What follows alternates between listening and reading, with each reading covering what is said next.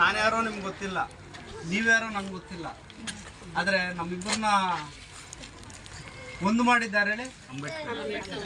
ಬಾಬಾ ಸಾಹೇಬ್ರಲ್ಲ, ಬಾಬಾ ಸಾಹೇಬರು ಅವರ ಶಕ್ತಿ ಇಡೀ ಜಗತ್ತಿಗೆ ಗೊತ್ತು. ಆದರೆ ಅವರ ಶಕ್ತಿ ಬಂದೇ ನಮ್ಮ ದೇಶದಲ್ಲಿರ್ತಕ್ಕಂಥ ಕೆಲವು ನಾಯಕರು ಅವ್ರನ್ನ ಒಂದು ಜಾತಿಗೆ ಸೀಮಿತಪಡಿಸಿದ್ದಾರೆ. ಅದನ್ನ ನಾವು ನಮ್ಮ ಮಕ್ಕಳಿಗೆ ಬಾಬಾ ಸಾಹೇಬ್ ಅಂಬೇಡ್ಕರ್ ಅವರ ಚರಿತ್ರೆ, ಅವರ ಜೀವನ, ಅವರು ನಮಗಾಗಿ ಯಾವ ರೀತಿ ಕಷ್ಟಪಟ್ಟಿದ್ದಾರೆ ಅನ್ನೋದು ನಾವು ಮಕ್ಕಳಿಗೆ ತಿಳಿಸ್ಬೇಕು. ಇವತ್ತು ನೀವು ಕೂಲಿ ಕೆಲಸ ಮಾಡ್ಕೊಂಡು ಬದುಕ್ತಾ ಇದ್ದೀರಾ, ಆದ್ರೆ ತಮ್ಮ ಮಕ್ಕಳು ದೊಡ್ಡ ಹುದ್ದೆನಲ್ಲಿರ್ಬೇಕು. ಆ ದೊಡ್ಡ ಹುದ್ದೆಗೆ ಹೋಗ್ಬೇಕಂದ್ರೆ ತಾವೆಲ್ಲ ಏನ್ ಮಾಡ್ಬೇಕಂದ್ರೆ ಮಕ್ಕಳಿಗೆ ವಿದ್ಯಾಭ್ಯಾಸ ಕೊಡ್ಬೇಕು. ಅರ್ಥ ಆಯ್ತಾ? ಮೊದಲು ನಮ್ಗೆ ಓದ್ಲಿಕ್ಕೆ ನಮ್ಗೆ ಆಗ್ತಿದ್ದಿಲ್ಲ, ಯಾಕಂದ್ರೆ ನಮ್ಮನ್ನ ಹೊರಗಡೆನೂ ಸೇರ್ತಿದ್ದಿಲ್ಲ. ಅಂತ ಕಾಲಘಟ್ಟದಲ್ಲಿ ನಮ್ಗೆ ಓದಲಿಕ್ಕೆ ಅಧಿಕಾರ, ಓಟಿನ ಅಧಿಕಾರ, ನೋಟಿನ ಅಧಿಕಾರ ಎಲ್ಲ ನಮ್ಗಾಗಿ ಬಾಬಾ ಸಾಹೇಬ್ ಅಂಬೇಡ್ಕರ್ ಕೊಟ್ಟಾರೆ. ನಾವು ಅದನ್ನ ಯಾರಾದ್ರೂ ನಾವು ಉಪಯೋಗಿಸ್ತಾ ಇದ್ದೀರಾ? ಮಾಡ್ಕೊಂತ ಇಲ್ಲ. ಮತ್ತೆ ಅವ್ರು ಕಷ್ಟಪಟ್ಟಿದ್ದು ಯಾಕೆ ನಾವು ಬಿಡ್ತಾ ಇದ್ದೀರಿ? ನಮ್ಮಲ್ಲಿ ಒಗ್ಗಟ್ಟಿನ ಕೊರತೆ. ನಾವು ತಮ್ಮ ಮಕ್ಕಳನ್ನ ಬೆಳೆಸ್ಬೇಕು. ಒಂದು IAS, IPS, KAS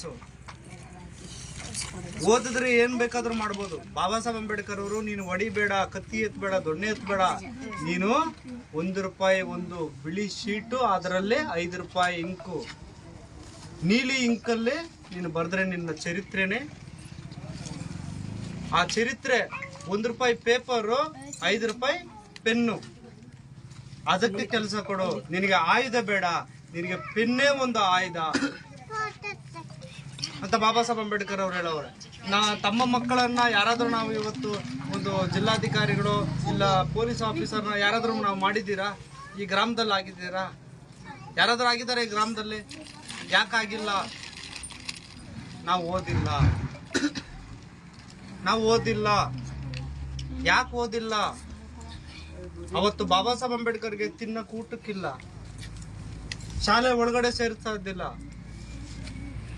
ಇಷ್ಟೆಲ್ಲ ನೋವು ಪಟ್ಟು ನಮಗಾಗಿ ಹೊರದೇಶದಲ್ಲೆಲ್ಲ ಹೋಗಿ ಅವ್ರು ಇರ್ಲಿಕ್ಕೆ ಮನೆ ಬಾಡಿಗೆ ಕೊಡ್ತಾ ಇದ್ದಿಲ್ಲ.